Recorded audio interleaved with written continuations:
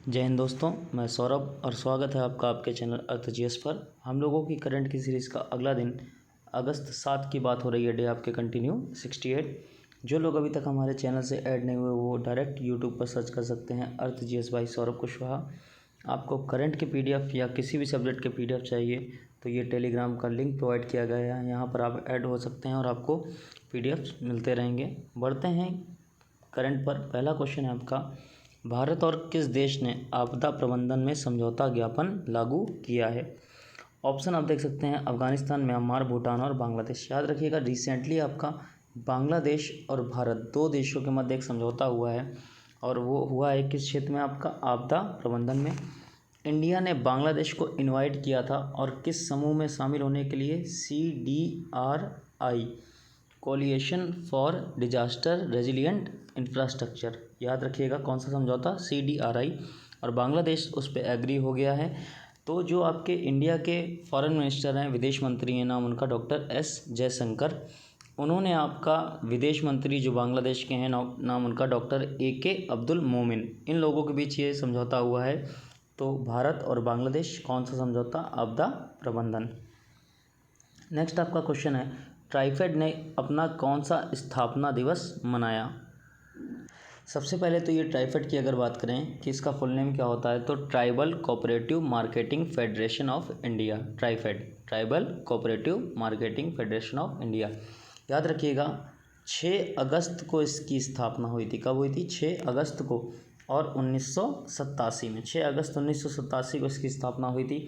तो रिसेंटली आपका अगर बात करें किस नंबर का स्थापना दिवस मनाया गया, तो आपका 34वां स्थापना दिवस ट्राइफेड ने अपना मनाया। और ये राष्ट्रीय स्तर की एक सहकारी संस्था है जो आदिवासियों के लिए काम करती है आपकी, और मेनली आपकी ये जो कार्य करती है वो जो आदिवासी होते हैं उन्हीं के लिए काम करती है। इसका कोई रोल नहीं है फिर एक्स्ट्रा, लेकिन जितनी भी स्कीम होती हैं गवर्नमेंट आपकी आदिवासी वाले एरिया में, वो सारी की सारी आपकी किसके द्वारा लॉन्च करी जाती हैं? ट्राइफेड। तो उस एरिया में इससे ज़्यादा मोस्ट इम्पॉर्टेंट कोई संस्था नहीं है। नेक्स्ट आपका है, भारतीय प्राणी सर्वेक्षण जूलॉजिकल सर्वे ऑफ इंडिया को कितने वर्षों में उसकी पहली महिला महानिदेशक बनी?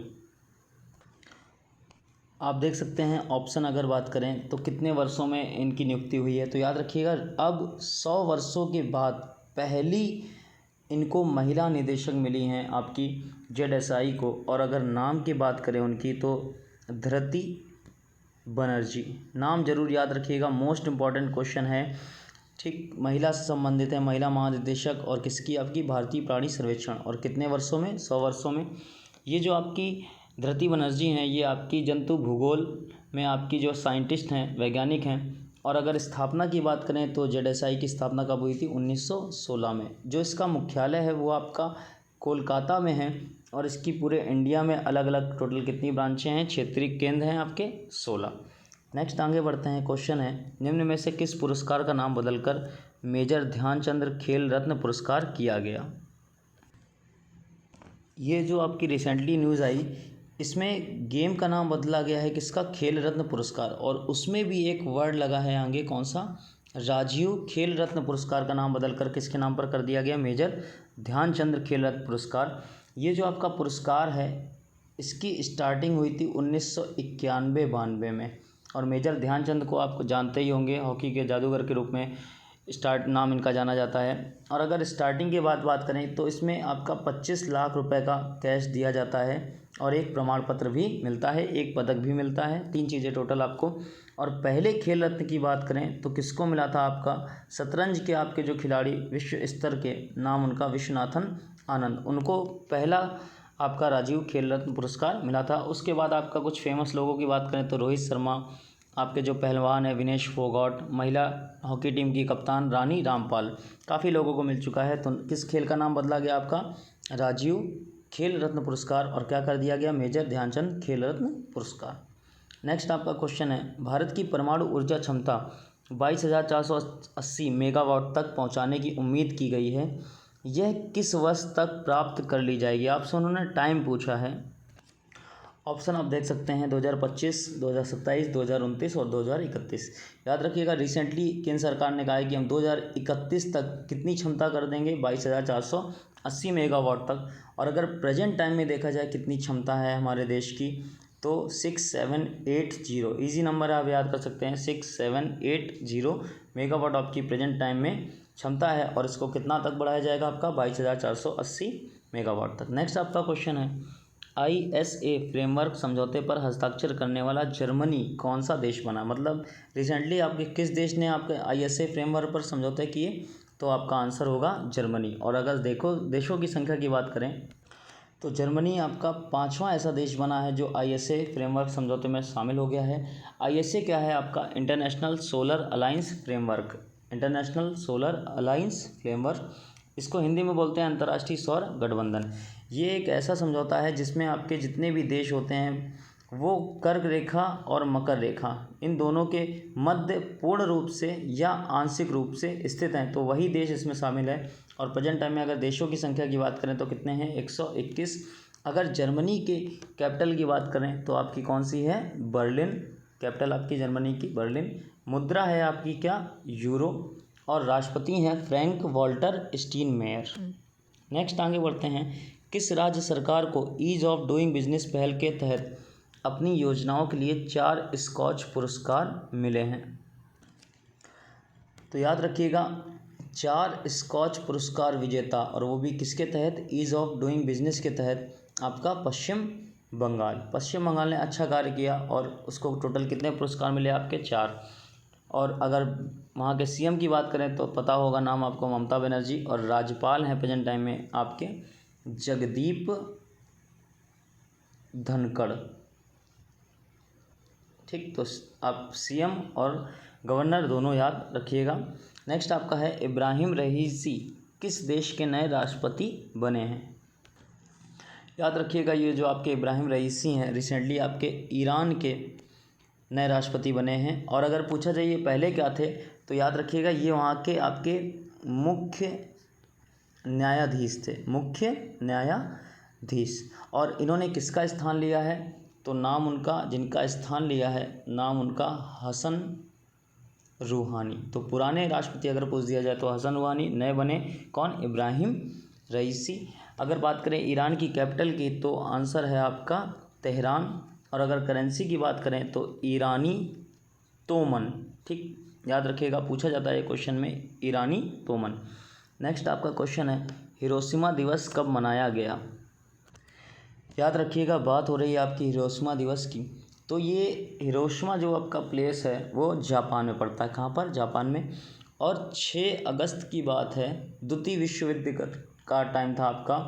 तो 1945 6 अगस्त में हिरोशिमा पर परमाणु बम आपका गिराया गया था। और किस देश के द्वारा गिराया गया था, USA यानी संयुक्त राज्य अमेरिका। और किस देश पर गिराया गया था, जापान।